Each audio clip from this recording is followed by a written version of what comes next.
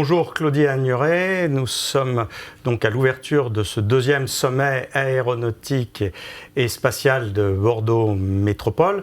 Le thème de cette édition est innovation, durabilité et défis internationaux.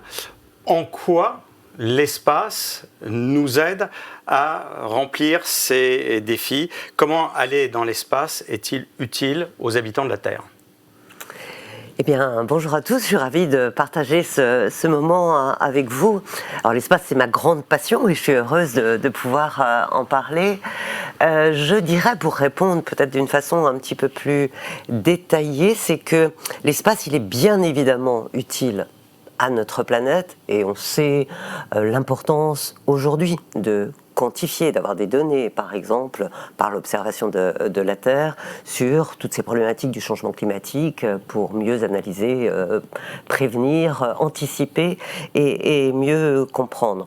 Donc, bien évidemment, utile à la planète, à ses océans, à son atmosphère, parce que quand on a un regard à distance, eh bien, on maîtrise mieux les situations, on les comprend mieux. On a des programmes de recherche et des programmes d'utilisation des satellites dans l'espace qui sont vraiment considérablement utile aujourd'hui à l'action, après la compréhension. Par ailleurs, l'espace, c'est utile à notre société en général, dans sa façon de fonctionner, avec son innovation, son système économique, ses emplois magnifiques et si attractifs que fournit le domaine aéronautique et spatial.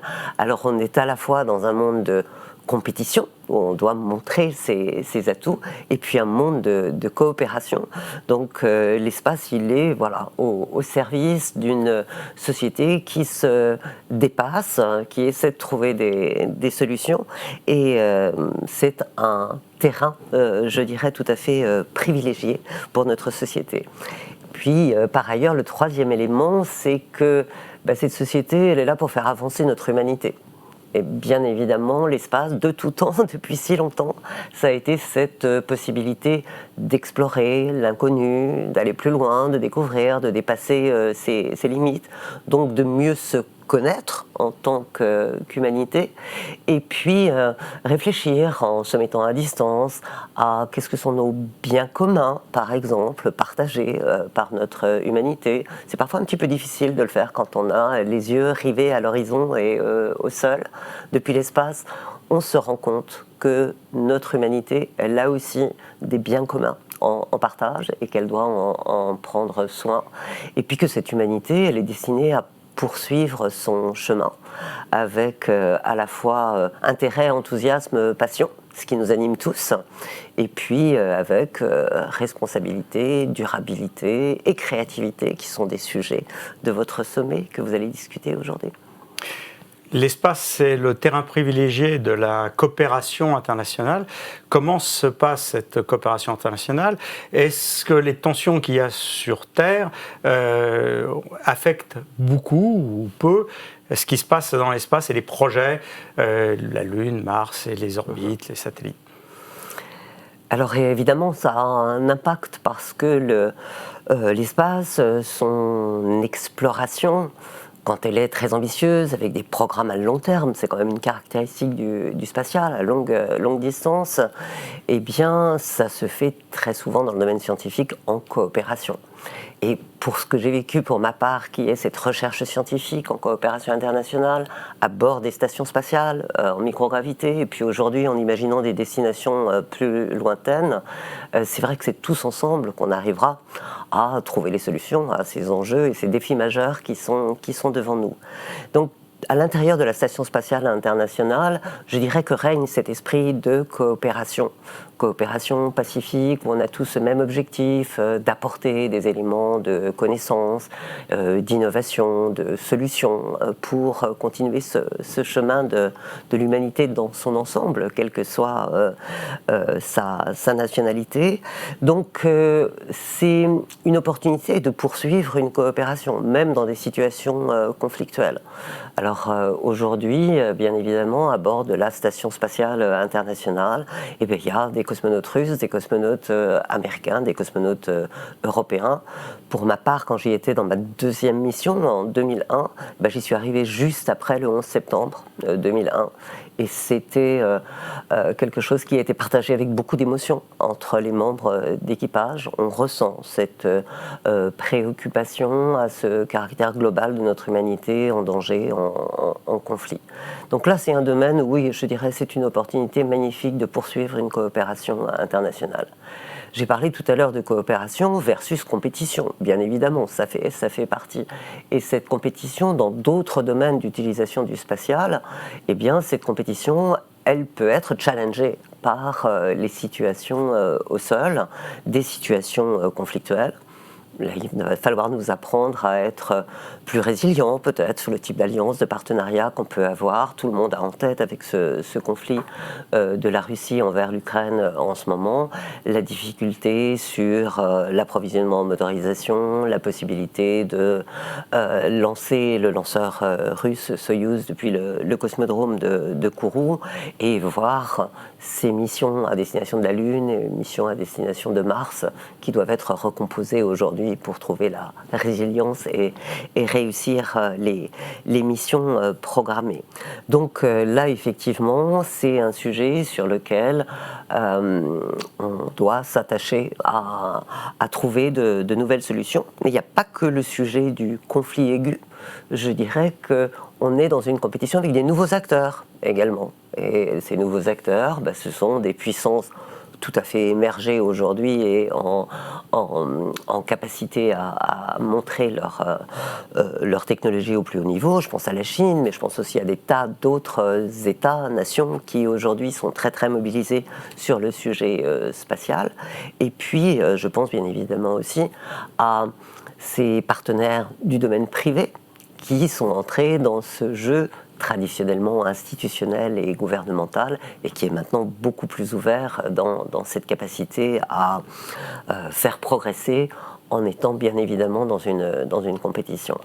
Donc à l'international, tous ces éléments jouent. Je pense que dans le domaine de l'exploration spatiale habitée qu'on évoquait au début, on doit se situer sur ce terrain de la coopération et je pense qu'on doit se situer dès maintenant dans ce terrain de la coopération.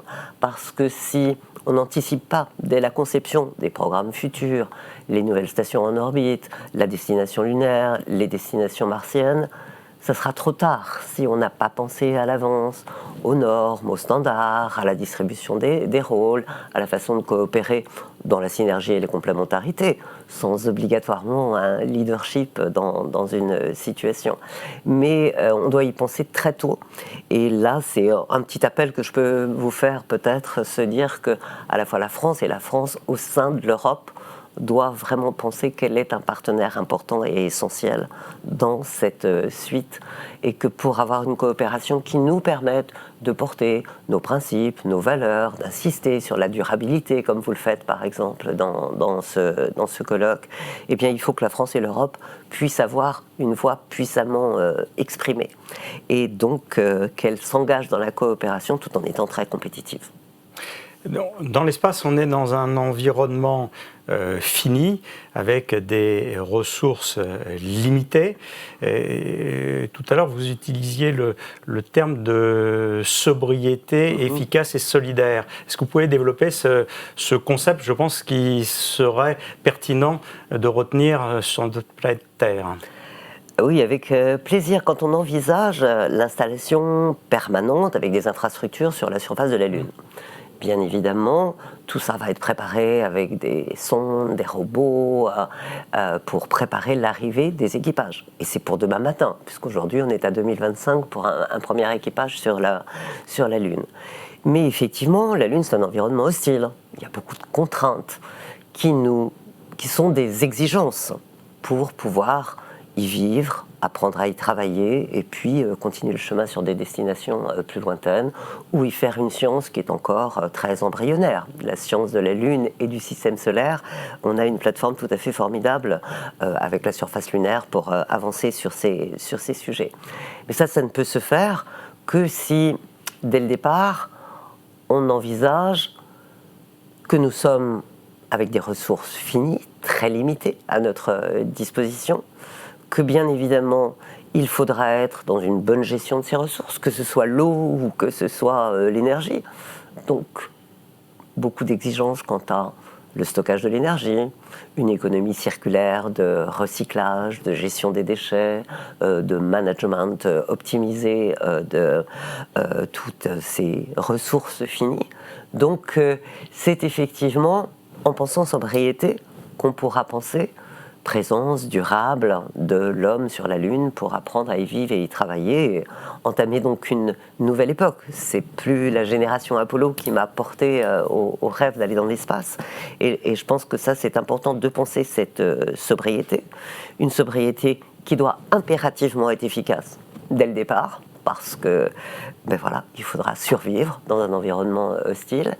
Et puis, pour revenir au thème précédemment évoqué de la coopération, d'une avancée, d'un progrès pour l'humanité tout entière, et bien évidemment solidaire. On sera tous solidaires en s'installant sur cette surface lunaire. L'esprit pionnier qui a caractérisé toute l'aventure de la troisième dimension, des premiers vols d'aéronefs jusqu'à la conquête de Mars, l'exploration de Mars, cet esprit pionnier, comment vous le caractérisiez et comment les jeunes générations aujourd'hui peuvent y trouver place? Je crois que c'est important effectivement d'insister sur cet esprit pionnier, même si ce n'est pas la même époque que celle qu'on peut avoir vécue avec bonheur et passion. Esprit pionnier, esprit d'aventure, esprit d'audace, parce que parfois quand je suis devant des assemblées de jeunes étudiants, par exemple, à l'université, je constate parfois un renoncement. Je constate parfois un découragement par rapport à l'amplitude des enjeux que nous avons à affronter au quotidien pour notre planète. Et puis, parfois même, l'idée de se dire, on se doit aujourd'hui, jeune génération, de réparer ce que nos aînés n'ont pas fait correctement. Et ça, pour moi, c'est pas l'esprit pionnier. Alors, c'est important d'avoir ce regard de responsabilité, mais l'esprit pionnier, il doit être là pour maintenir l'inspiration, la vision, la projection dans l'avenir, la configuration d'un avenir qu'on souhaite et qu'on veut développer. Et quoi de mieux que de se dépasser en allant au-delà de ses limites, en découvrant des nouveaux territoires, en se posant de nouvelles questions et en trouvant de nouvelles solutions. Quoi de mieux pour la jeune génération que de se sentir acteur de la transformation de ce monde en mutation. Donc l'esprit pionnier, oui, il faut le retrouver. Il faut le retrouver pas simplement en suivant, je dirais, des esprits pionniers peut-être plus visibles, mieux mis en scène, de l'autre côté de l'Atlantique, par exemple. Je pense que nous avons, en Europe, bien évidemment, ce terreau de l'esprit pionnier et de l'esprit d'exploration. Et ce que je souhaite vraiment, c'est que cette jeune génération, se sente avec cet esprit et envie de s'aventurer dans ces nouvelles aventures du XXIe siècle avec ambition et avec humilité, bien évidemment, ayant appris des erreurs du passé, justement en essayant de trouver des solutions qui nous permettront, pour l'ensemble de l'humanité, à être plus solidaires, plus efficaces et sans doute plus sobres. Merci Claudie Agnoret. Donc voilà cette ouverture du deuxième sommet aéronautique et spatial de Bordeaux. Et maintenant, nous allons pouvoir commencer les travaux. Merci Claudie. Merci à vous.